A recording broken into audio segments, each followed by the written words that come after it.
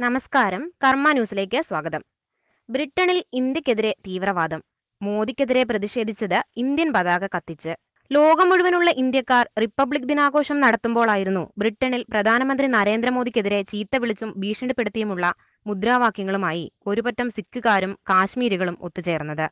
ഇന്ത്യയിൽ നിരോധിക്കപ്പെട്ട വിഘടനവാദ സംഘടനകളും ഗ്രൂപ്പുകളുമായിരുന്നു ഇത്.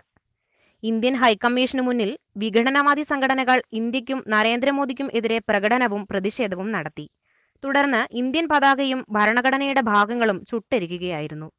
മോദിക്കെതിരായ പ്രതിഷേധത്തിൽ ഇന്ത്യൻ പതാകയും വിഘടനവാദികൾ കത്തിച്ചത് ബ്രിട്ടനിലെയും ലോകം മുഴുവനുമുള്ള ഇന്ത്യക്കാരിലും വേദനയുണ്ടാക്കി. എന്നാൽ ഇതെല്ലാം നടക്കുമ്പോൾ ബ്രിട്ടീഷ് പോലീസും സെക്യൂരിറ്റി ഗാർഡുകളും സ്ഥലത്തുണ്ടായിരുന്നു. അവർ ഇന്ത്യൻ പതാക കത്തിക്കുന്നത് തടയുകയോ വിഘടനവാദികളെ പിരിച്ചുവിടുകയോ ചെയ്യാതെ അതെല്ലാം നോക്കി നിൽക്കുകയായിരുന്നു. സംഭവത്തെക്കുറിച്ച് സ്കോട്ട്ലാൻഡ് യാർഡ് അന്വേഷിക്കുന്നുണ്ടെന്നും അദ്ദേഹം കൂട്ടിച്ചേർത്തു.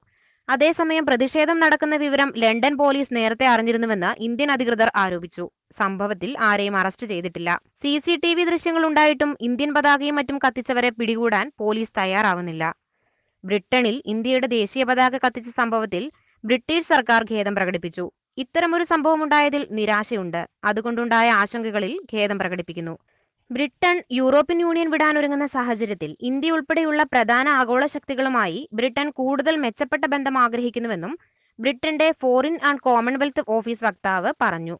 ബ്രിട്ടനിൽ ഇന്ത്യക്കെതിരായ വിഘടനവാദികൾ ശക്തി പ്രാപിക്കുകയാണ്. മുൻപ് സിഖ് കലാപം ഉണ്ടായപ്പോൾ അതിന്റെ ആസൂത്രണം ബ്രിട്ടനിലായിരുന്നു. അതിന്റെ അവസാനമായിരുന്നു ഇന്ദിരാഗാന്ധിയുടെ വധം. രാജീവ് ഗാന്ധിയുടെ വധത്തിലേക്ക് എത്തിച്ച LTT ഭീകരവാദത്തിന്റെ ബുദ്ധികേന്ദ്രങ്ങളും ബ്രിട്ടനിലായിരുന്നു. ബ്രിട്ടനിൽ ഇത്തരം ഭീകര ഗ്രൂപ്പുകളും വിഘടനവാദികളും തഴച്ചു വളരുകയാണ്.